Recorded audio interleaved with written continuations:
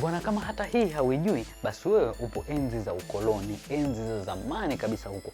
Hivi unajua kwamba unaweza kuficha baadhi ya watu wasiweze kuangalia status zako? Fanya hivi katika simu yako.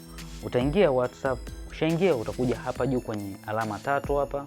Ukishaingia utakuja hapa palipoandikwa setting.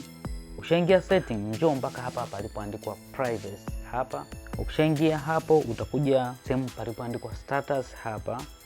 Ukishaingia hapa kuna sehemu mbalimbali, kwa mfano hapa my contact. Ukiweka hapa, kila mtu ambaye ana namba yako ataweza kuona.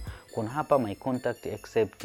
Ukitaka namba zako watu wako wote waone kasoro watu fulani, utawachagua hao watu ambao hutaki waone accept. Lakini hapa kuna sehemu iliyoandikwa only share with, unataka nani tu aone, labda ni mpenzi wako, unataka umposti, unataka angalie peke yake, basi utachagua hii sehemu hii hapa, utachagua jina au namba yake kama hivyo.